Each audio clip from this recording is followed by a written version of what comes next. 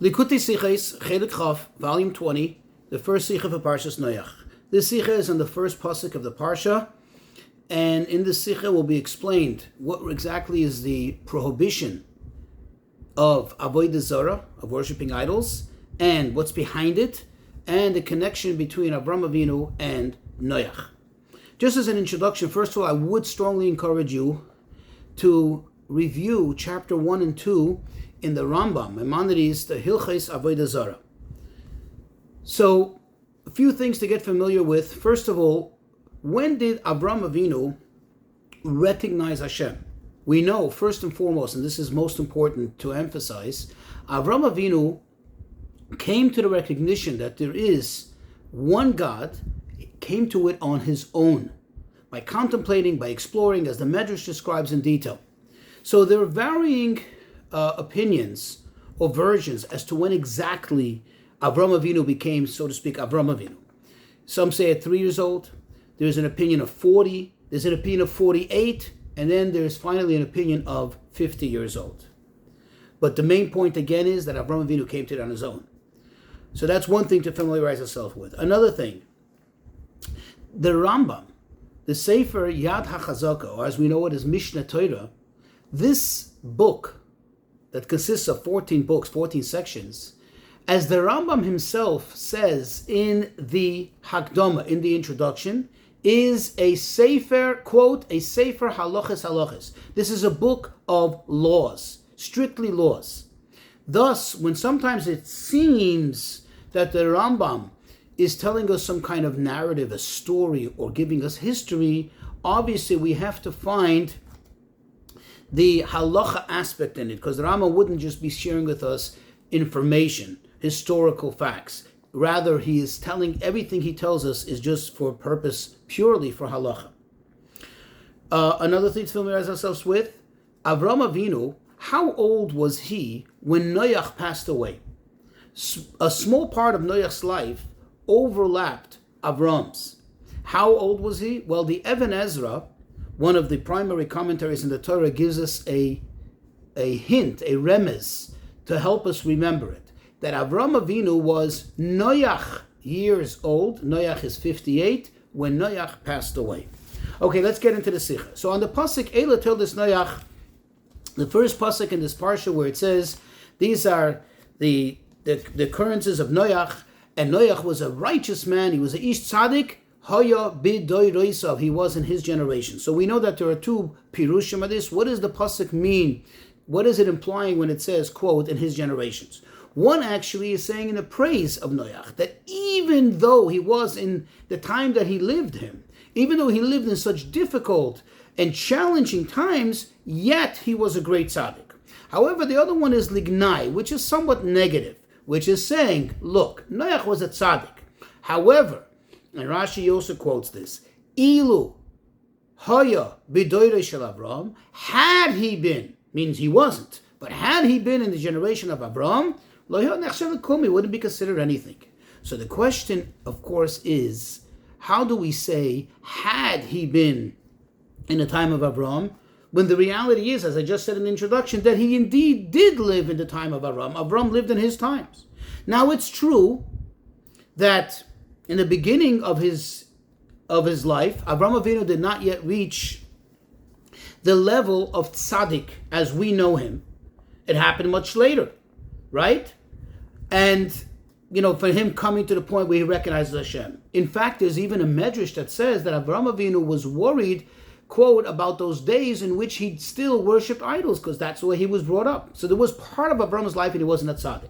So perhaps one would want to justify it and say that, what do we mean by saying that had he lived in the times of Avram, that he didn't yet live in the times of Avram, and Avram was a tzaddik? But this is not the case, because we know that Avram Avinu did reach the level of tzaddik, and in fact, he reached it on his own. He attained this belief in Hashem on his own, not like Noach, who, as it's described, had some support from Hashem, or he had the influence from those who taught him, from Mr. Shelach, from Chanoich, and so on. Rather, Avram reached it on his own, and we do know, even by this account that we have. The varying accounts, still, he reached it at least by the time he reached 50, which is certainly before Noach's passing, because remember we said that Noach passed away when Avram was 58 years old, Noach years old. Now, even if we're going to say that what we mean by in his generation of Avram, that when Avram started to, so to speak, build his career as the teacher of the greatness of Hashem to the world, even that happened prior to Noach's passing. Now, the Rebbe says, in order to go into this, let's first start with this, regarding the age when Avram Avinu became Avram, the monotheistic believer in Hashem. So we know it's either 3, 40, 48, or 50.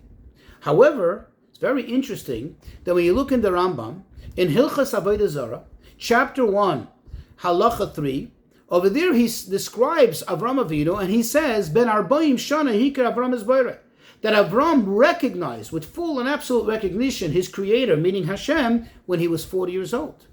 Now the question really is, since the prevailing opinion, or the prevailing version is that Avram was 48 years old when he recognized Hashem and began teaching it, why is it that the Rambam is of the opinion that it's 40 years old? In other words, why does the Rambam, so to speak, veer away from the common, most accepted opinion, most accepted approach, and insist that it's 40 years old? Moreover, the Rambam himself is not oblivious to the other age landmarks in Avram's life, because we see that Rambam himself describes how Avram began this process already when he was very, very young. If anything, the Rambam should have at least said, okay, there's an opinion of 3 years old, but it didn't fully materialize until 40. Why does he make it this point to make it like an absolute statement that Avram Avinu came to this recognition at 40 years old? Why 40 years old? So the Rebbe says, in order to understand this, we'll first preface by generally explaining the halachas of Avodah Zarah in the Rambam, the way the Rambam describes to us the halachas. And that is that if you look in chapter 1, he starts off how Avodah Zarah, how idolatry evolved. And he tells us, first in halacha aleph, that in the beginning, in the days of Enosh, people made this great mistake. And their error was that they said, meaning they had a rational error, since Hashem created the stars and all the galaxies and all the angels, and he imparted on them kavod, he imparted them honor, and he gave them certain duties. And there's, like, so to speak, Hashem's shamoshim, they are his servants. Therefore, they came to a conclusion that it's only right. And a way to honor Hashem is by showing his servants honor, by showing the stars and the galaxies and the angels and so on, by giving them honor. That's how it started. Then he goes in halacha beis in the next paragraph, and he says how it later evolved after many days of much time, where false prophets emerged, and they, of course, erroneously and with absolute lies, they claimed that God spoke to them and told them, directed them, worship this star, worship this galaxy, and so on and so forth. And then he continues and he tells us that over time, it became even worse. It deteriorated even further. They came to the point where people totally forgot about Hashem. That means even when the false prophets emerged, what did they claim? They claimed there is a God, there is the supreme being, but he told us to tell you to not only worship him, but also to worship, the other intermediaries. Over here, it evolved and deteriorated into such a low level where even God was totally forgotten, and they only ended up worshiping these symbols, all these statues and so on. And as the Rambam says, there was nobody that knew about the oneness of God and so on until this pillar of the world, that is Avram Avinu, was born, and how the Rambam explains in halacha Gimel, in the third paragraph, in the third halacha, how he describes how Avram Avinu came to the recognition in the one Creator on his own, and he details all the extraordinary things that he did in order to bring this awareness to the people of his generation. Now, as we said in the introduction, we know the Rambam is not a storybook. The Rambam is not a history book. The Rambam is not a book of interesting facts. The Rambam is a sefer, as he says, a sefer halachis. So what is the halachic value in this, all this story, knowing all about this? Says the Rebbe, the answer is that in the very first chapter, the Rambam gives us a general introduction, a general intro into the whole concept and the whole idea of Avodah Zarah. In other words, he wants us to really have the conceptual understanding of what Avodah Zarah is before he goes into the nitty-gritty of the details, what you could do, what you can do, to really understand the essence, what really is the idea, so to speak, the soul of Avodah Zarah. What's the explanation? What does this mean? You see, in general, the prohibition of Avodah Zarah, although it seems to consist mostly of all the details of things you're not allowed to do, you're not allowed to do this, you're not allowed to do that. However, what the Rambam wants us to know is that the true content, the true idea, and the main point of Avodah Zarah is really what goes on in the thoughts, in the mind of the person, in the feelings of his heart. In other words, the fact that the person thinks, attributes in his mind some power to a certain galaxy or to a certain star or what have you, that is the inyan, that is the idea of Avodah Zarah. That this is an absolute prohibition, even though he didn't do anything. In other words, the Rambam wants us to appreciate that before we go into the nitty-gritty of Avodah Zarah. And this is why the Rambam tells us right in the beginning of the second chapter, that you're not allowed to worship any other creation, anything, even from the highest celestial beings, even though at the time you worship it, simultaneously you're fully aware and you believe that there's a God of all the gods. And you're not allowed to do that, and you're not allowed to even think that there is power in anything else other than Hashem. And that's where, because he says, because that can actually have you turn away from the Torah, if you start attributing any powers or what have you to any other entities, to any other creatures, creations in the world, then you may end up leaving the Torah and later coming to worship Avodah Zarah. So it's understood that in order to properly fulfill the mitzvah of Avodah Zarah, a person has to be forewarned. A person first has to know that they have to forewarn their thoughts, their attitude, their approach to things. The person has to instill in their mind that there is no room of showing any whatsoever credence or respect or honor to even an angel, even the greatest celestial being other than Hashem himself. And this is not only a means of fulfilling the mitzvah, the prohibition of Avodah Zarah, but rather, as the Rambam himself says, this is, quote, Ikar Kol HaMitzvahs. This is really the most fundamental of all mitzvahs. In other words, this is really the idea of being a servant of Hashem, is negating the whole idea of Avodah Zarah. And therefore, the Rambam made this whole introduction. That what does he do? First, he starts off with showing us how, quote, the Chachmei Hador, the wisest men of that generation, quote, thought, contemplated this whole idea and how they came to their conclusion. And remember, it was out of total reverence of Hashem. They thought that this is another way of honoring Hashem, but it was their thinking. It was their contemplation. It came through the human rationale. And with this, he explains, he's emphasizing that Avodah Zarah is not only forbidden because Hashem said so. In other words, because Hashem says, no, it's off limits. But in fact, it's forbidden and it's wrong because it doesn't make sense. In other words, a person has to come to the rational conclusion that their way of thinking, that the original Avodah Zarahniks, that their way of thinking, the original idolaters, that their way of thinking was wrong. That it was a mistake, as he says, that people made this grave mistake. Then he continues, and he brings an even lower or worse manner in which this deteriorated to, in which it evolved to, right? The false prophets. That what? That this eventually leads to totally forget about Hashem.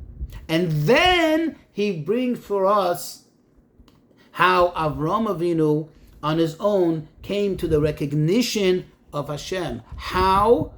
he describes in detail, by observing nature, by looking at how the world functions.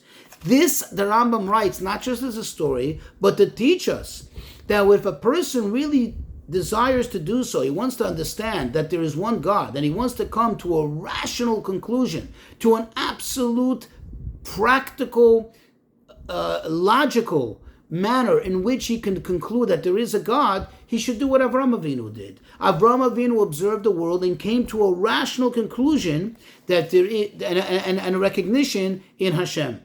And now we can appreciate why the Rambam chose to emphasize that Avrohom Avinu recognized Hashem at 40 years old. Why he chooses this version? Because we know, as the Mishnah tells us, Ben Arboim Shana Lebina, that at 40 years old, a person comes to a better understanding. Bina is associated with 40 years old. Now, what does this mean? This is a natural thing, says the Rebbe. This is not telling you that at 40 years old, if you learned for 40 years. No, there's something about a person when they turn 40, the maturity, it's just a natural thing that your whole conception of things, your whole approach to understanding things is totally different than prior to 40 years old. And therefore, the Rambam wants to emphasize that when Avram really, truly, and absolutely recognized Hashem, it was 40 years old. This is not just that he recognized him, so to speak, on an esoteric level, on a spiritual level, but that this is something that a person in a rational, logical approach could recognize Hashem, and this is the ultimate, that a person should come to it, not because it's imposed on him, so to speak, or that he has to believe, or it's pure faith, but rather that he comes to it by means of appreciation through his mind of understanding. And this is consistent with the whole approach of the Rambam to Avodah Zarah, as we explained. Now, afterwards, the Rambam continues, and he tells us that after Avrohom Avinu came to this recognition, he started to debate with the people. He started to try to impress the people of the people of his generation what he had just found, what he had come to the conclusion to, that there is one God. And then he describes how Avrohom Avinu was able to overpower them with his logic. In other words, he was able to win them over with his logic, and that is the reason why the king Nimrod wanted to kill him, because they couldn't argue with this. You couldn't argue with absolute logical, rational conclusions, and that's why they tried to intimidate him by killing him. And again, this is all, a means of the Rambam explaining to us how one can reach this through pure logic, through pure human logic. And then he continues to tell us how Avrohom Avinu started to be mashpia, he started to impress and started to influence the people of his generation until many of them started to follow in his ways. Now we can appreciate and answer the question that we asked. What do you mean, had Noach been in his generation? Noach was in his generation. Noach certainly did live in the times of Avrohom Avinu. The answer is, notice, it doesn't say that Ilu hoya Noach badoir shel Avram, that had Noach been in the generation of the Avram, but rather it says doiroi shel Avram, his generation of Avram. What's the difference?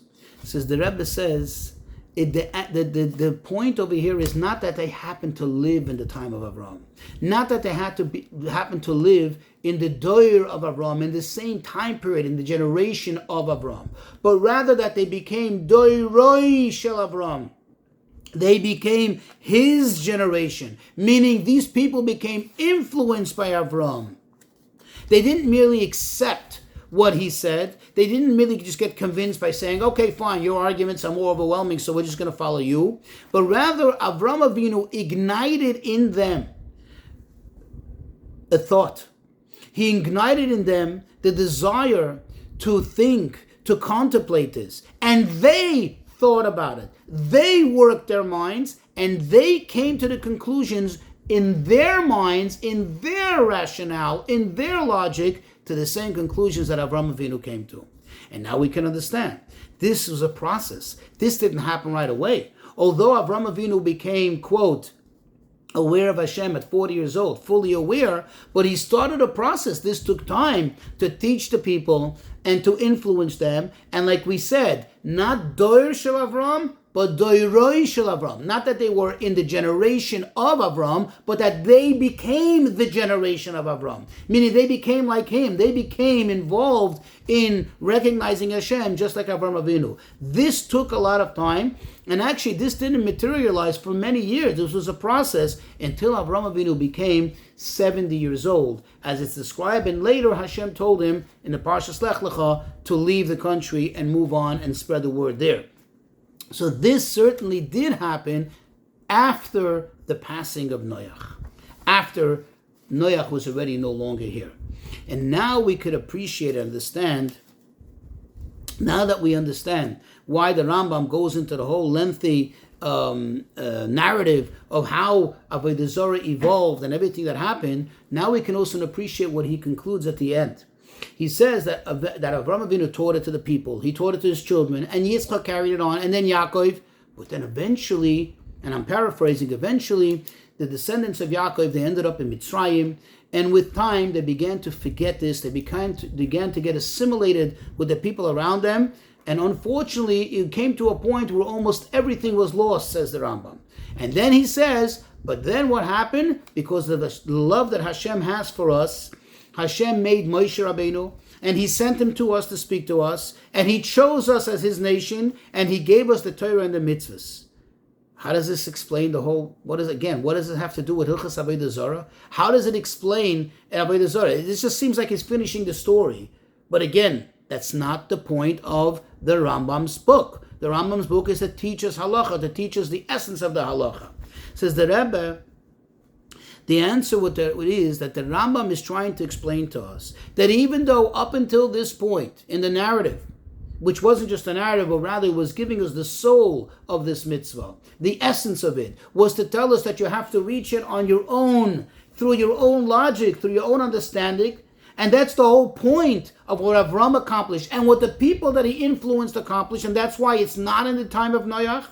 But at the same time, the Rambam wants us to know that alone, exclusively coming to it through your own understanding and appreciation, that is not the right way to go. Because chas v'shalom, with time, what can happen? Thoughts can change. People assimilate. They get another way of thinking. They evolve into another type of logic, another type of rationale. And therefore, he emphasizes that there is another component which assures that it shouldn't be Avodah Zarah, which is that it has to also be. It's not enough to come to it on your own understanding, your own conclusions, through your own rationale, but rather there has to be an absolute subservience to Hashem through the dedication to Torah and mitzvahs. That is the faith, the emunah that we have in Moshe Rabbeinu and in the Torah and so on. Meaning that how do you that even if one understands that it's out of the question to have Avodah Zarah, but if it's only coming from seichel, if it's only coming from logic, it's still, one is not assured that they're always going to have that understanding. So on the other hand, what you need to have the actual fulfillment of Torah and mitzvahs, because that's the way Hashem imparted on us through Moshe Rabbeinu. In other words, to have absolute faith in Hashem, we need to have both. You need to have on the one hand the understanding, and the other hand, you need to have also the dedication to Torah and mitzvahs, which of course the primary mitzvah is the belief in Hashem.